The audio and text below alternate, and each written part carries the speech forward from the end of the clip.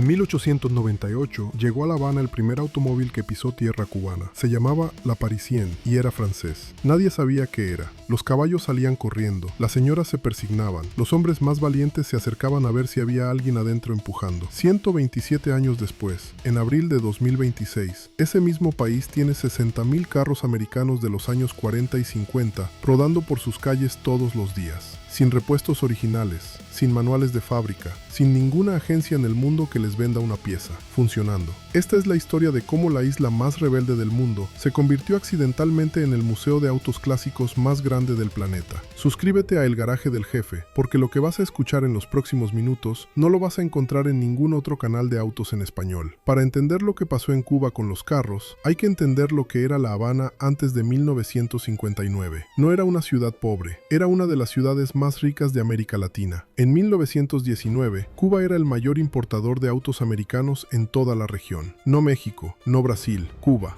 Una isla de 11 millones de personas compraba más carros de Detroit que cualquier otro país del hemisferio. Las agencias de Chevrolet, Ford, Cadillac, Buick, Plymouth y Dodge tenían salones en el centro de La Habana con vitrinas iluminadas y vendedores de traje. Los anuncios en la revista Bohemia, la publicación más importante de Cuba, prometían que cualquier familia podía tener un Buick, y muchas lo tenían. El primero en llegar fue el Ford T, que los cubanos bautizaron inmediatamente como el Fotingo. El apodo decía todo, era pequeño, ruidoso, y cualquier mecánico cubano podía armarlo y desarmarlo con los ojos cerrados. El Ford T llegó a Cuba antes de que existieran muchas de las carreteras por las que iba a circular. Los ingenieros construían los caminos siguiendo los mismos caminos de tierra que habían trazado el Ford T y sus conductores improvisados. Pero el Fotingo fue solo el comienzo. Lo que vino después fue una fiesta automotriz que duró 40 años. En la década de los años 20 llegaron los primeros Chevrolet Styleline y los Ford Custom. Carros grandes, silenciosos, con interiores de cuero y parabrisas que parecían ventanas de catedral. En los 30 llegaron los primeros Lincoln Continental y los Packard Caribbean,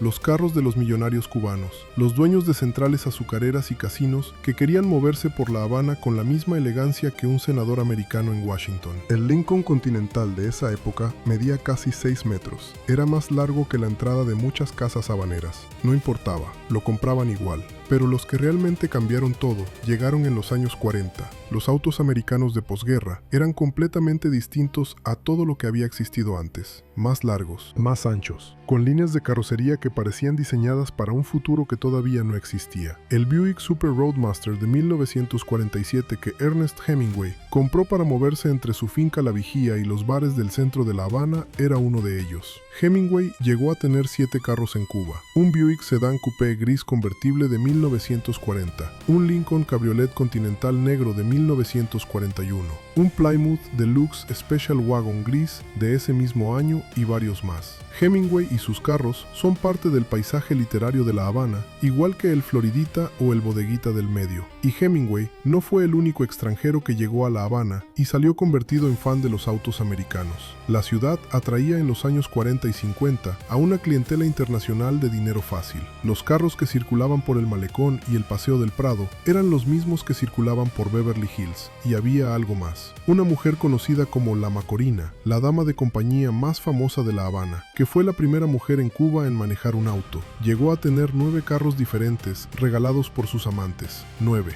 Entre ellos había un Cadillac Series 62 descapotable que usaba para pasear por el malecón los domingos. Esa historia no aparece en ningún libro de historia del automóvil, pero en Cuba la sabe todo el mundo. Y luego llegaron los 50, y aquí es donde la historia se pone buena de verdad. La industria automotriz americana vivió en los años 50 lo que muchos consideran su era dorada. Detroit producía autos que parecían naves espaciales con ruedas, aletas traseras que apuntaban al cielo como cohetes, parrillas de cromo que ocupaban todo el frente del carro, colores que no existían en la naturaleza, rosa brillante, turquesa eléctrico, amarillo cadmio, rojo cereza, y todo ese arsenal llegó a Cuba puntualmente, con 0 aranceles y crédito fácil. El Chevrolet Bel Air llegó en 1950 y se convirtió inmediatamente en el favorito de los cubanos. Motor de 6 cilindros, carrocería de 2 tonos, emblema del pájaro en el cofre. Los taxistas lo adoptaron en azul y blanco. Las familias de clase media lo compraron en verde menta. Los más elegantes lo pedían en negro con interior de cuero rojo. El Chevrolet Bel Air es hoy el auto más fotografiado de Cuba. Cualquier imagen de La Habana que hayas visto en tu vida tiene uno en el fondo. El Chevrolet Impala llegó en 1958 y fue otro golpe. Líneas más bajas, más largas, más deportivas. Las aletas traseras del Impala son únicas en la historia del automóvil americano, amplias como alas de mariposa, con luces integradas que brillaban en la oscuridad del malecón.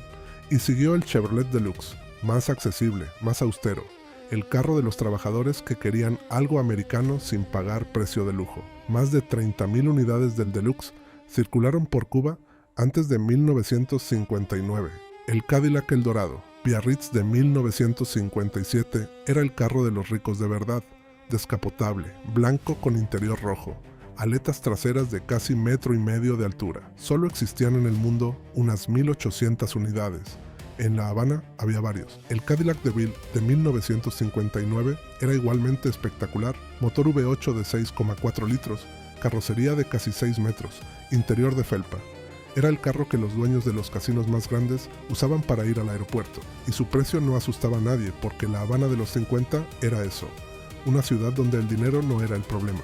El Ford Thunderbird de 1955, 1956 y 1957 era el carro de los jóvenes ricos. 2 puertas, techo removible, motor V8, líneas que nadie en Europa había visto todavía. El Ford Fairlane era el sedán familiar más popular después del Bel Air. El Ford Victoria era la versión hardtop con techo de metal, que se veía idéntico a un convertible, pero sin el problema del sol caribeño directo. Los cubanos amaban el Victoria porque daba la apariencia de un descapotable sin el precio de uno. El Buick Century de los años 50 era otra bestia. Motor de 8 cilindros, aceleración que dejaba marcas en el asfalto, carrocería de 2 tonos obligatoria. El Buick Special era la versión más accesible. El Oldsmobile 88 era el carro que los americanos usaban para ganar carreras clandestinas, y los cubanos lo adoptaron con el mismo entusiasmo. El Oldsmobile 98 era la versión de lujo con más cromo y más terciopelo. El Pontiac Star Chief y el Pontiac Chieftain tenían la característica franja de plata en el costado que los hacía inconfundibles. El Plymouth Belvedere llegó en 1954 con colores que en cualquier otro país habrían parecido imposibles para un carro de familia. El Plymouth Savoy era más austero pero igual de sólido. El Dodge Coronet y el Dodge Custom Royal eran los caballos de trabajo de la clase media cubana, robustos y baratos de mantener. El Mercury Montclair y el Mercury Monterrey eran para los que querían algo más exclusivo que un Ford, pero no podían pagar un Lincoln. El DeSoto Firedome y el DeSoto Adventurer son hoy los más raros de encontrar en Cuba. Un DeSoto en buen estado vale entre 30 y 50 mil dólares. El Chrysler New Yorker y el Chrysler Windsor representaban el tope de la gama Chrysler accesible. El Studebaker Commander y el Studebaker Champion tenían diseños más europeos, y los cubanos que querían algo diferente al estilo Detroit los preferían. El Hudson Hornet de 1951 y 1952 era el carro que dominó las carreras NASCAR antes de que nadie lo conociera. El Nash Ambassador, con sus líneas redondeadas que parecían un jabón de baño motorizado. El Rambler American, el carro compacto americano que llegó a Cuba como alternativa económica, y los Ford Ranch Wagon y Ford F-100, las camionetas rurales indispensables en el campo cubano, exactamente igual que en el campo mexicano o en los cortijos de Andalucía. Luego llegó enero de 1959 y todo se detuvo. El 3 de enero de 1961, Estados Unidos rompió relaciones diplomáticas con Cuba, y con esa ruptura se detuvo en seco la importación de autos americanos, repuestos y manuales de taller. En una noche, 180,500 vehículos americanos quedaron atrapados en la isla para siempre. Aquí empieza la historia que nadie en Detroit pudo haber imaginado. Los mecánicos cubanos hicieron lo que hacen todos cuando el mundo les dice que no se puede. Inventaron. El Chevrolet Bel Air sin motor, V8, recibió un motor diésel de camión soviético. El Buick Century, sin transmisión automática, fue equipado con una caja de cambios manual de un Lada ruso. El Ford Fairlane, con las aletas arruinadas, recibió aletas fabricadas a mano en hojalata por un artesano en Centro Habana que nunca vio un manual de taller del Ford. Las piezas de cromo que se oxidaban eran reemplazadas por réplicas fundidas en talleres clandestinos. Y mientras en el resto del mundo estos carros iban al deshuesadero, En Cuba ocurría algo sin precedentes en ninguna otra cultura automotriz del planeta. Los cubanos convirtieron sus carros en patrimonio familiar.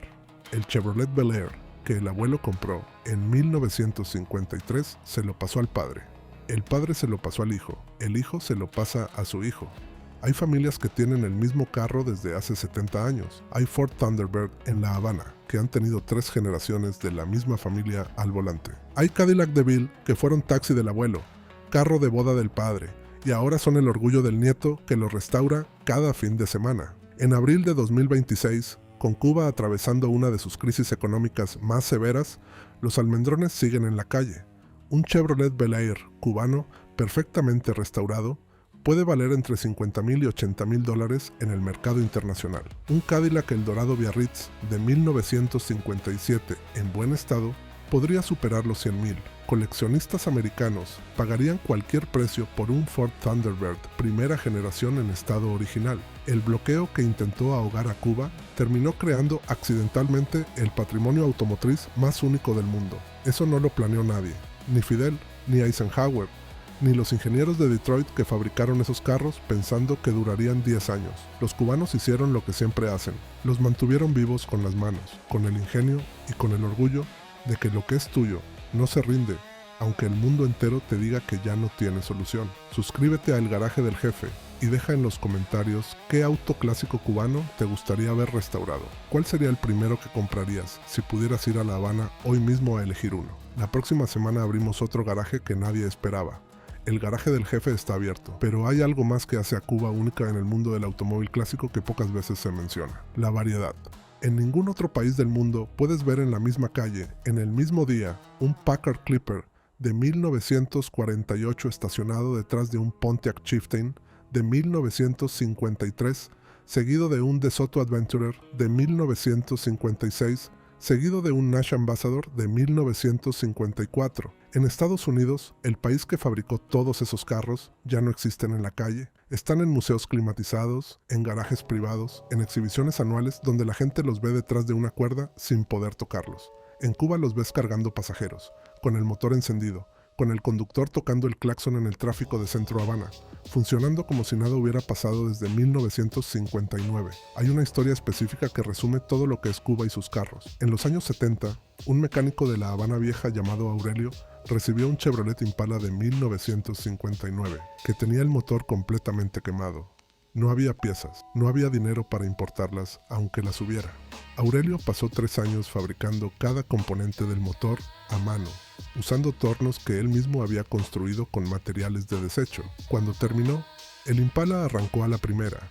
Ese mismo carro, ahora manejado por el nieto de Aurelio, fue el auto más fotografiado del rally de coches clásicos de La Habana en 2024. Es el mismo motor que construyó Aurelio. Nadie lo ha tocado desde entonces porque no necesita que lo toquen. Eso es lo que no te dice ninguna fotografía de turista en La Habana. La foto muestra el carro.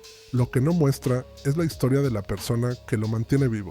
El Buick Century rosa que ves estacionado en el malecón tiene una historia detrás. El dueño lleva 30 años sin dormir bien cuando llueve, porque el techo tiene una gotera que no puede reparar porque el material que necesita no existe en Cuba. El Ford Victoria azul que pasa por el Paseo del Prado tiene la carrocería original de 1956, pero el motor es de un tractor soviético del año 1981, que el dueño compró en un campo de las villas. El Oldsmobile 88 negro, que para en la esquina del Hotel Nacional, funciona con un sistema de frenos que el mecánico diseñó él mismo, porque los frenos originales son imposibles de conseguir desde hace 40 años. Nada de esto es improvisación descuidada, es ingeniería de supervivencia, es el tipo de conocimiento que no se aprende en ninguna universidad del mundo, porque en ningún otro lugar del mundo existe el problema que lo generó.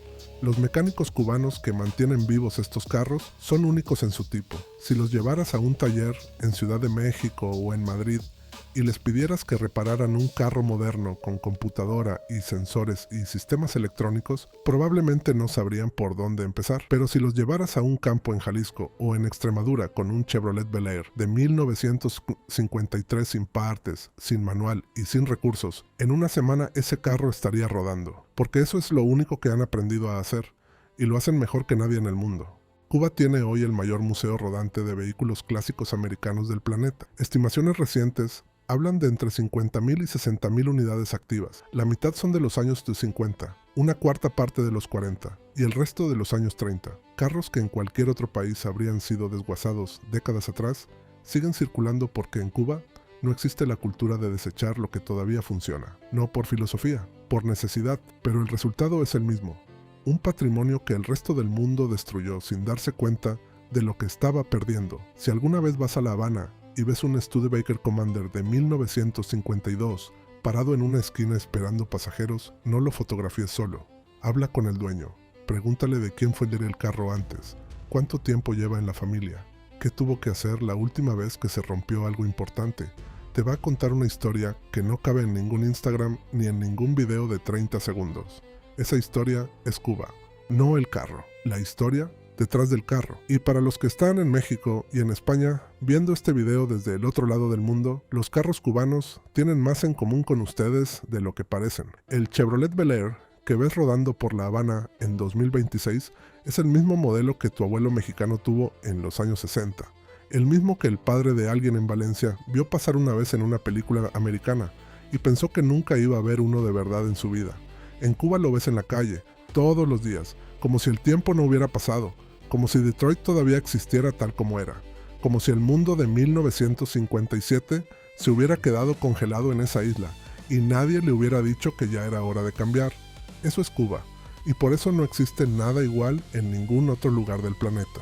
Suscríbete a El Garaje del Jefe y deja en los comentarios tu respuesta a esta pregunta. Si pudieras llevarte un solo carro de las calles de La Habana a tu garaje, ¿cuál sería? ¿El Cadillac Eldorado blanco descapotable? ¿El Chevrolet Bel Air de 2 tonos? ¿El Ford Thunderbird de 1956? Los comentarios de este video deciden qué garaje abrimos la próxima semana, y te prometo que la siguiente historia va a dejar a esta en segundo lugar. El Garaje del Jefe está abierto.